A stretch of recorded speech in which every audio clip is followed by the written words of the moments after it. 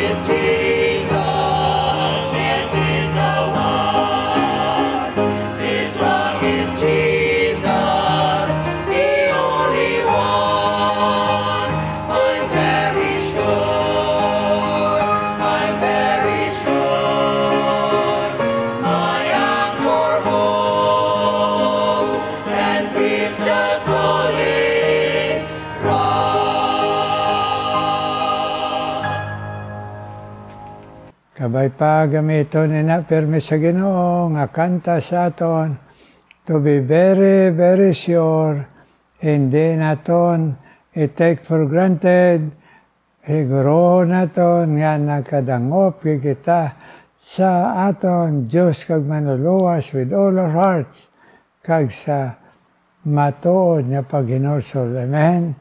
Amen, my viewers? Please, let us all be very, very sure. Amen? Karon, mapadayon kita laygay sa pulong sang Ginoo. Dire naman sa libro sang Timoteo. Ang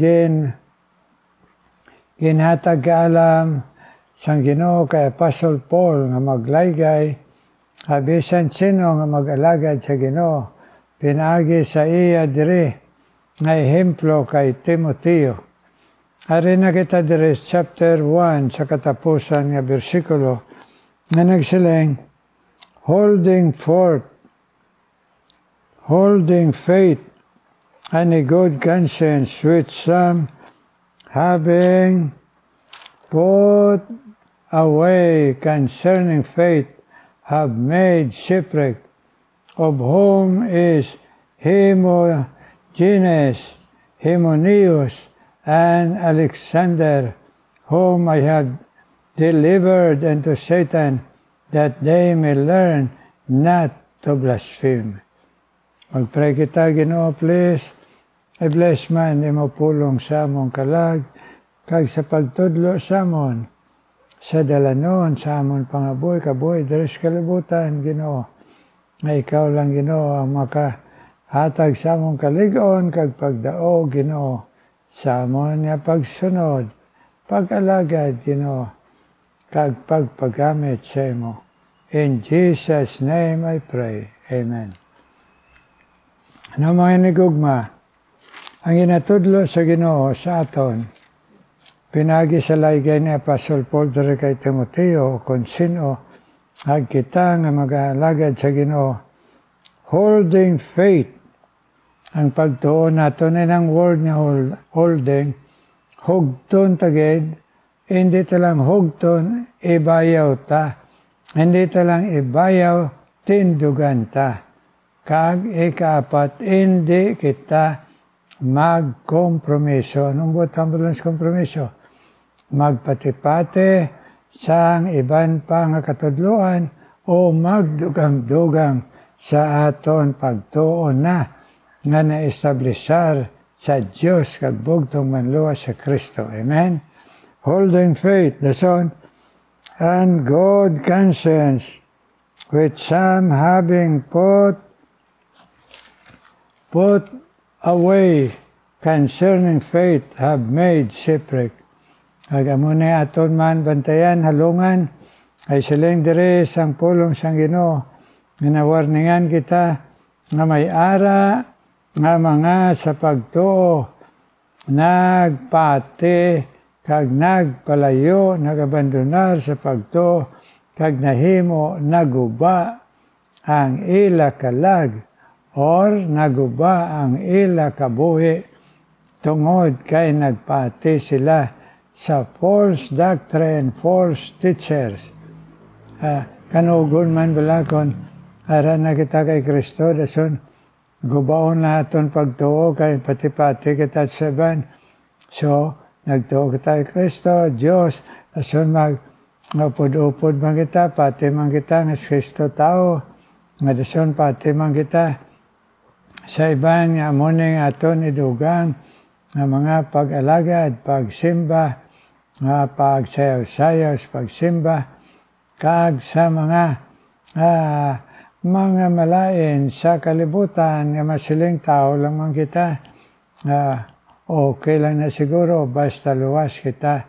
Shipwreck na anong shipwreck yan naguba nga salakyan, baroto. Yes, sa aton pang baroto sa kalag mo, yung guba mo lang ay tungod. Hindi, iway ka maghalong, agula ka tindog, agula ka magsikway sa doktrina nga malain. Abi ninyo mga hinigugma mga viewers, sobra pa na sa pagsikway ta sa aton sala kag bisyo. Ag kung ano nga wickedness ta, ining aton pagtuo. Kaya nang pagtuo ta, eternal na iya. Ining aton bisyo, ining aton pagpakasala. Pwede lang nato na iya na makarealize kita, balik kita sa Ginoo. Pero kung nagsala kita sa doktrina, alang-alang kita magbalik, kaya bita, gusto lang man gusto na gindugangan lang, may gani gindugangan. Aling sa isa katao sa ako niya, nagpati ka mo nga only Jesus saved. Niya namin, pagid kundugangan ang only 10 commandments. Hindi pala siling niya namin ang damo, sang siya isa lang. Lingko kung sa kalibutan, pwede na. Pero ang palangit, ang tag-iyas, ang langit, ang tagsiling siya lang. Hindi tadugangan sa good works o kung ano ang mga pagsunod. Kaya hindi taman matuman. Actually, mga viewers, ay mga inigugma sa Ginoo, mga tumulo sa Ginoo, kuwaay may makatuman sa napulo kasugo. Bisan si Moses, wala katuman nga siyang intagaan. Nga man, kaya nagpulo kasugo, para lang na magpakilala sa aton makasala kita kakinanglan tang manluluwas. Kung sa kuwan pa, minatuytuyan kita pakadto kay Kristo. Hindi kay amuna na ang kaluwasan ta. Dira kita nagsala. Pagtuytoy, pagpakilala makasala, o kita mahimo. Magdangot kita kay Kristo. Amo na nga nagsilingan ng Ginoo pag-abot sa Diyos kalibutan. I come to fulfill the law. Amen? Kaya hindi kita po maimpyerno kay kita kundra aton pagsalig. So, botang balon, hindi kita magdugag-dugang, hindi kita magpati, hindi kita mag-upod-upod, kag tindugan ta, kag aton ni sikway ang makahimo sa aton shipwreck sa aton kalag. Oo. Kaya ang kalag ta, isa lang, andire sa kalibutan, pwede ka pa makainol sa panumbalik sa Ginoo, kaya rin lang kita sa kalibutan. Magkapakiluoy ta sa Ginoo, pero kalag na iya. Ano pa pagbalik ta sa Ginoo kung nagpati na kita sa mga kontra sa Ginoo. Wala na, shipwreck na, naguba na kita, nga barko. Kagdaso naripagid katapusan, of whom is Hymenaeus and Alexander, whom I have delivered unto Satan, that they may have learned not to blaspheme. Ag inibila si Hymenaeus, ag si Alexander, istorya yan manughimo ni siya mga idols mo. Dasunin ni sila, amati man sa pulong sang Ginoo, kag nakakita sang kahom sang Ginoo, pinay kay Apostle Paul, nagpakita man sila nga magtuo. Pero sang dugay na, nagimo-imo sila doktrina, ang doktrina nila ay yun ang ginatuuhan naton nga Kristo nag-abot na ni. May nakita magpaabot sini, kag ila ina ginakumbinyo ang mga tumuloo sa Ginoo. Nga nahimo confusion sila, nagpuga sila, nagtanom sila confusion sa mga matuod nga tumulo ni Kristo. Gani naakig si Apostle Paul, kay maakig manggid ng Ginoo. So silang sang pulong sang Ginoo, kon kamo nga nagtuo sa akon, kung ano ang ginakigan ko, mangakig man kamo. Amo na ginimo ni Apostle Paul. Ano nagsiling siya, I have delivered them unto Satan. Anong butang balon sina? Kaya hindi na sila mahukas, hindi na sila maginulsol, hindi na sila magpati. Ate, sila yung San Pablo, ay Satanas na na iya ang mahimo nga magapangulo sa ila. Wala na ta may mahimo. Na masilayin ka mo, hindi bala na malain nga i-deliver mo ang isa ka tao, kalag niya, sa kay Satanas. Ining buot ang balon i-deliver, kaya hindi na sila yung magpati. Anhon mong hindi magpati? Kundi masilayin ka, ate, kundi ka mo magpati, nga nalagyan ka mo nga mo na iyasang Ginoo. Ate, dira na lang gili ka muna kay Satanas. Ang unang butang balon si San Pablo. Ate, dira na lang ka muna kay Satanas. Ag silingi pa direo, may sugpon pa, that they may learn not to blaspheme. Ay kung ara na sila kay Satanas, makaintindi sila hindi magpasipalas Ginoo. Ngaman, kay Satanas nagpasipalas sa Ginoo. Alin sa langit, hinulog siya dire sa kalibutan nga sa kagamo, hasta nagamo man siya, kag nag-create sang gamo man siya aton. So why gid siya sa kay Satanas, why gid sang maayo. Kani, ang butang balon ni San Pablo, para makatalupangod kamo sa inyo ginasunod nga doktrina ni Satanas, para you will learn nga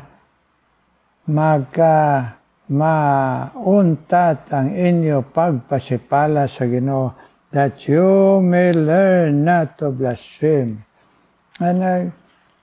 Aglaong gyapon sa San Pablo nga matudloan na sila, kay madudla na sila kung nasunod na Satanas, nga ay gali sila paglaom sa imaya, kag maglain na ila kabuhi, kag wala sila kalinom, kag madamo nga gamo ang ila masudlan, nga that they will learn not to blaspheme.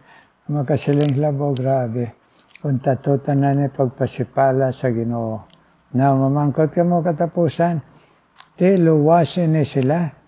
Hindi ikaw kag ako maluwas pasipala sa Ginoo. Nagabandonar sang aton pagtuo. Actually, nagabandonar sa pagtuo atong wala magid magtuo. Nagtuo lang. Kay matuod nga nagtuo kay Kristo, hindi na kita mabangbang iya sang gahom sa tanas.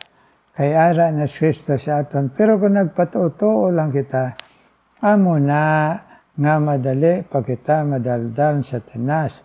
Kag magpate. Kag ang diferensya, hindi na kita gusto magbalik sa husto, sa kamatuoran. So, that they will learn, para nga dito na sila sa tanas, katuon gina sila na maguntat pasipala, kay ang ila kabuhi mangin magamo, kag wala tao makasustener gamo. Pwede ka kahimo gamo, sadyan ka. Pero kung gamon ka man sa iban, kag hindi ka maguntat gamo, kag hindi ka man untatan gamo sa iban, wala kita kapasidad ng mga tao nga makagwanta sa gamo adlaw-adlaw sa aton kabuhi. Amo na nagsalan si San Pablo para makatuon sila maguntat tungod sang magamo nila nga kabuhi, gin-shipwreck nila ang ila mismo kalag. So, antayan nato nini mga viewers na nagdangop kay Kristo kita. Hindi kita magpating, pareho lang kita nga Diyos. Sige lang, masimba lang kita to. Bisan way kita gapati, simba lang kita. Sige lang, masunod-sunod lang kita. Aton pangasaon. Hindi ginaton inabuhaton. Ay maka-insulto sa Ginoo. Madulaan kita sang pagpakamayo kung matuod kita kay Kristo. Ay di man naton maabandonar aton pagtuo, kundi aton na kompromiso, iupod-upod, pangasawa, pamana, o kung aton ginatawag accommodation. Sige lang, pabailan na sila ya. Kay maupod lang ko sila, pero pabayaan ko lang sila, kay okay man kuya. Mamati kuya, kung sila man mawali, bisan hindi na mo ang ila kabuhi. Total, ang ila nawali, pulong man siyang Ginoo. Hindi gani pwede, kay nagsiling ang Ginoo, I am the God of separation. 2 Corinthians chapter 6 sa pulong siyang Ginoo. So, ang the best, likawan, palayuan, kag hindi magpakigambit, hindi magkompromiso, magtindog sa matarong, hindi mangaway, pero hindi man magpadala-dala. Amen, mga viewers. Amen. Sa bugay lang na siyang Ginoo nga aton pangayoon. May God bless His holy word na naglaygay sa aton karon. Karon mga muyo kita. Inuwa may nga balaan. Thank you, good Lord, sa imo laygay sa amon. Ay nakabalo ka man sa among mga tao nga siling kami, hindi lang kami mapagamo. Okay lang na, upod-upod lang. Pero Ginoo, pahangpa kami nga hindi pwede nagupod-upod ang truth sa error, ang true sa false. Amoy ng imo standard, Ginoo, ka nagsiling ikaw. Why gid kag hindi gid pwede ang nagatuo sa idols kag nagatuo sa living God nga mag-isa sa pag-worship, mag-updanay. Kanitudloy lang kami, Ginoo. Hindi nga magpahambog kami, kung hindi sa kaluoy mo lang. Kay precious kami sa imo, kag precious ka sa amon, kag precious sa amon kalag, Lord. So buligi kami tanan, mag-atendo, Ginoo, nga bilang fundamentalist, nga nagatuo lang sa imo, pulong, kag-uay addition, kag nagasunod, kag hindi mag-compromise. Karon Ginoo, dinapangamuyo ko man sa imo ang mga gintandog mo, nga naging faithful sa imo, Ginoo, sa pagpamati, palaygay sa imo, bisan pa Ginoo si Pastor Ebenezer Bautista nagapadayon sa pagpa-inspirar sa imo pulong pinagis ng broadcast samtang siya nagaalagad man sa imo for many years kag may broadcast man ginhatag mo siya kada alas 9 sang gabi man pero Ginoo nagapalaygay pa man siya sa imo gihapon sa imo pulong kag amoy na ang ginbutang mo sa amon tanan mga alagad mo nga teachable kami Lord. So bless Pastor Ebenezer Bautista kag iya asawa si Judith kag ila kabataan Ginoo. Kag i-bless man Ginoo. Bisan pa si Raquel Hinita Ginoo kag si Rose Velez sa katuto maginatag mo sa ila nagpamati palaygay sa imo pulong kag pagtandog mo sa kay Rose nga maga-share sini Ginoo nga mensahe mo only Jesus save sa iya mga utod kaparentihan mga kilala nga co-teacher siya sang una Ginoo kag sa pag-alay-ay sa iya mga pamilya kabataan para nga maging matuod kag mabakod nga tumuluo sa imo Rose Velez kag ang iya lawas Ginoo ipabalik man ang natural nga kusog sa iya Ginoo kag si Raquel Hinita Ginoo kag tandog mo siya pagpangamuyo kag kabalaka siya pamilya kag siya iya utod Ginoo tagay man siya pasensya tagay man siya mga lawas tagay man siya Ginoo taglao mo ikaw magasabat in your time Raquel Hinita kag ipadayon ng katutom niya sa imo. Kag bisan pa Ginoo, aman magapadayon Ginoo sa pagpanghikot sa tagipusoon ni Bert, ni Joy Rago, ang Rago family nga nagapamati sa imo pulong. Nga Ginoo tandugon mo sila nga ila kabuhi, ngin bag-o sa imo Ginoo. Nagakontra, nagasikway sa sala, kag nagapangayo kami sang kusog Ginoo nga makatindog sa imo magkabuhi victorious Christian life kag sa ila Ginoo mga trabaho kag sa ila pag-share sa imo bless sila si Bert bahang asawa si Joe kag ila anak si Joy Rago Ginoo kay ikaw man magabless Ginoo bisan pa kay Erna Dalida Luciano ngaya pagpamati sa imo pulong bisan malayo siya Ginoo nga nagatrabaho dito sa Europa andugaman siya permi Ginoo nga ara ikaw kag encourage siya nga magmalapit pagid sa imo Ginoo kag sa pagpamati sa imo pulong ipabakod ang iya pagtuo kag tanduga ang iya lawas kung ano ang iya ginabatyag kag Ginoo nga magpagamit man siya sa imo Erna Dalida Luciano dito sa Europa kag si Dindo Santillan nga gintagaan mo man trabaho Ginoo sa Singapore ipadayon man siya nga magtutom sa imo isan pa pagsimba Singapore kag pagkabuhi nga matarong Ginoo para sa imo kag sabtang iya pangamuyo nga iya asawa si Sina kag iya mga kabataan Dindo Santillan ipigi siya kag ang iya duha ka uto didto nga nagatrabaho man Ginoo sa Singapore bless ang mga Santillan Ginoo didto kag akon man ginapanawagan sa imo si Entiya Ginoo ay man Ginoo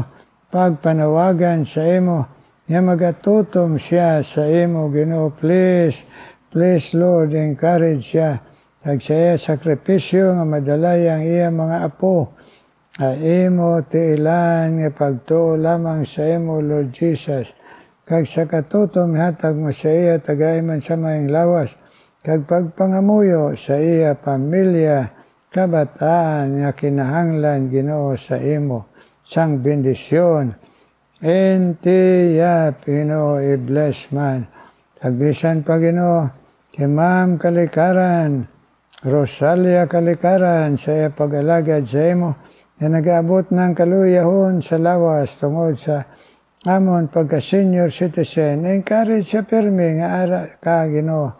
Hindi siya mahadlok, Ginoo, kung ano ang mga matabo, Ginoo. Kay ara kami sa imo, kastala nga tagam sa katutom sa pag-alagad sa imo. Nagpag-share sa imo, Rosalia Kalikaran, Ginoo. Nag-bless man, gyapong Ginoo. Bisan pa si Henry Abilar, kag si Nelson Hendrala.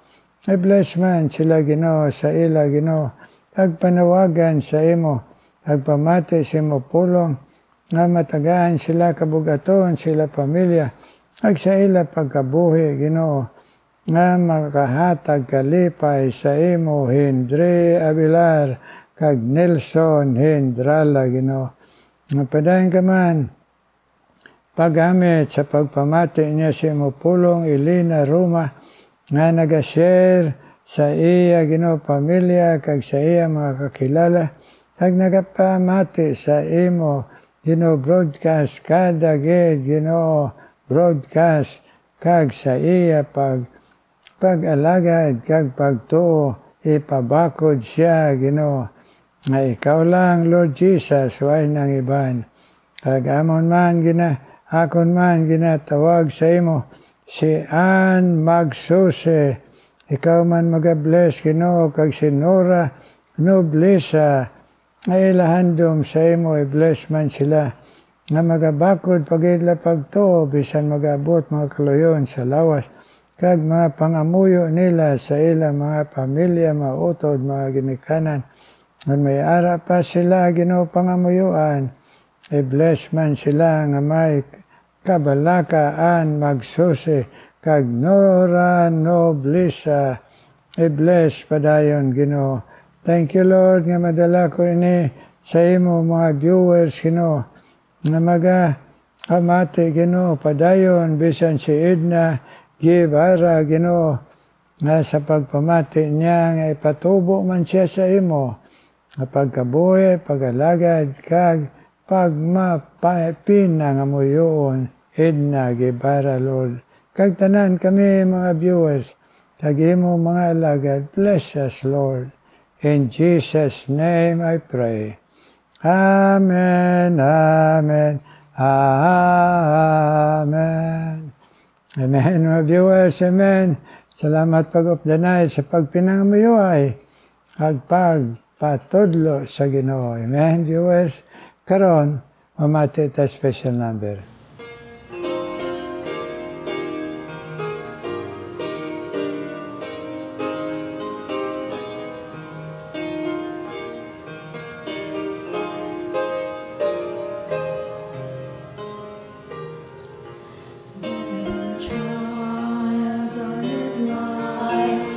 We can't understand.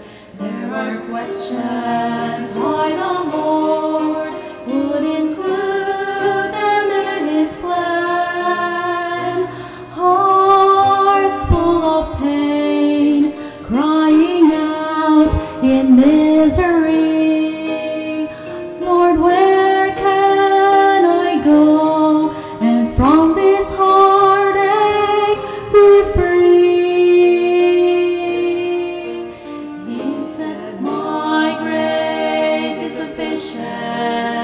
For your every need, when you can no longer stand, child, rest in me, for in your weakness I will be your strength. Through my grace, your consolation, I will be. Promised in His word that He will never depart. He sends trials in our lives to stretch and mold our hearts.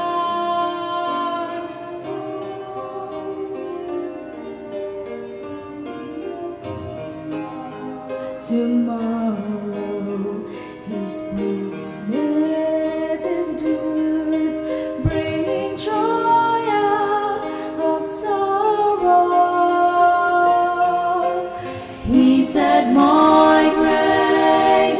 sufficient for your every need when you can no longer stand. Child, rest in me, for in your weakness I will be your strength. Through my grace, your consolation, I will be.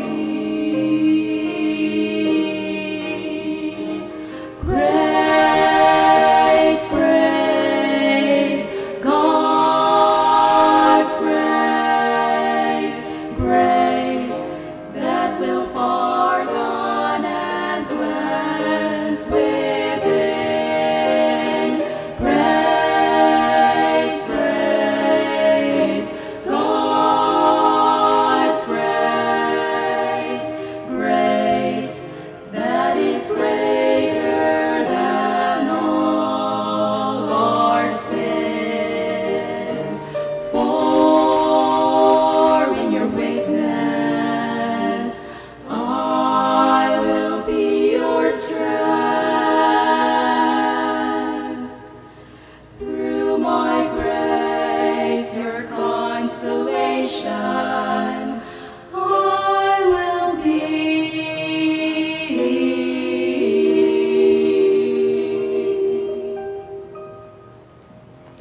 Thank you sa special number. Kabay pa encourage ka mo sa Ginoo. Ay padayon nina nga tingog halad sa iya. For His Gospel, kay na kabindisyonan ang mga viewers kung kamo mag-aalad sa special number sa sining broadcast. Thank you, God. Kag kita nga mga viewers, kag mga alagad sa Ginoo, please, Lord, bless us and protect us and shine your face upon us. Amen and amen.